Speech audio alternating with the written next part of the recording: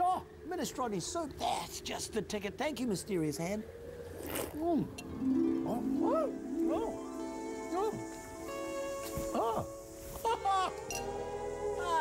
Nothing better on a winter's night than glorious, heartwarming soup. So, tonight we're testing 4 varieties of minestrone from our supermarket shelves. Campbell's Country Ladle, 500 grams for $2.95. Wattie's Very Special, 535 grams for $3.40. Artisano, the Godfather, $4.70 for 600 grams. And Patango Organic, 600 grams for $5.29. First up, let's see how they stack up for value. The canned soup does the best, with Campbell's coming first and Wattie's a close second. Now, these packets would lead us to believe that they're pretty good for the waistline. What do you reckon, Claire? The calorie content of soup will really vary depending on the type that you get. So some have cream in them, which will push the calorie content up, and others are quite watery, meaning they'll be lower in calories. All the minestrones we looked at are definitely a low-calorie option. Campbell's wins it with only 167 kilojoules of energy per 100 grams. Patango has the most with 287, but that's still pretty low. There's also very little fat in these soups. But let's face it, man cannot live on soup alone. We like a good chunk of bread to go with it. So, when you add it all together, is it really a low-calorie meal? In a world where you need minestrone soup tested, you need someone with an insatiable appetite. The fish team at Kelly Tarleton's. Sometimes we'll be diving in those tanks for over 2 hours, and you know, throughout winter those temperatures are really dropping down, and you do start to feel the cold.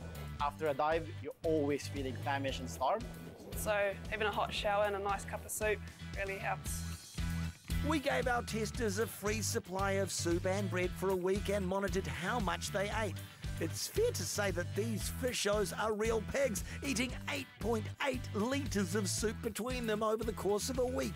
Their average serving size was 325 grams. That breaks down to 663 kilojoules per serve.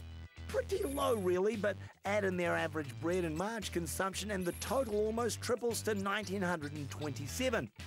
But that's still not too bad, less than a quarter of our recommended daily energy intake. So these soups are pretty okay for the waistline, but are there any other hidden dangers in there? Where'd it go? Seriously. The sodium content of soups can be really quite high, so it's important to check on the back of the packet. For a meal, you wouldn't really want to have any more than 800 milligrams of sodium in one go. So we had a look at a 300-gram serve of these soups stacked up like this. Campbell's was the only one to come in under the 800 milligram mark. Patango had the most with a whopping 924 milligrams. But how much sodium were our testers eating once you added the bread and marge? On average, they were consuming 1,384 milligrams per meal. That's 60% of your RDI. Crikey! When you're looking for a healthy soup, go for one that's not got too much sodium and ideally got plenty of fibre. You're also looking for one that's got at least 50% vegetables and legumes. We checked out our soups and they all came in well over the 50% mark, with what is impressing us with 65% veggies. Now, veggies are a great source of vitamins, but do our soups contain all the nutrition that you'd expect?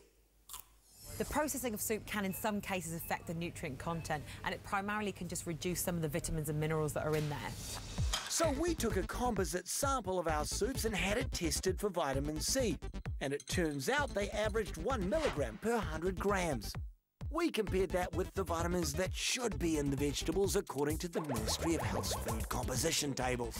Our conservative estimate was 9.6 milligrams of vitamin C per 100 grams. So according to our test, around 83% of the vitamin C has been lost in the processing and storage of the soup. From a nutritional point of view, it's far better to make your own soups. You can guarantee there's going to be lots of vegetables in there, not too much salt, and it's really, really easy. Right, let's head back to Kelly Tarleton's and see how our divers got on with the different soups. My favourite soup, I would probably say, was the green. It was quite satisfying, and it had a good balance of ingredients. It's very hearty, good vegetable to soup ratio. Compared to the other three, it probably doesn't need more salt. I thought the yellow flavour was probably my favourite. The reason I liked it is because it tasted a bit like tomato saucy and just a little bit more homely. It had great texture, it had nice chunky vegetables too, which I quite like. and also had those star-shaped pastas, which I thought was a quite nice added touch. The least favorite one is the red one. It's just too watery for me. Flavour tasted a bit fake. Felt like they added a bit of sugar and salt to it, so I'm more for the type of like real soup, kind of homemade type soup. My least favourite was probably the blue, and that's just because it was just a slight chemical taste that I found.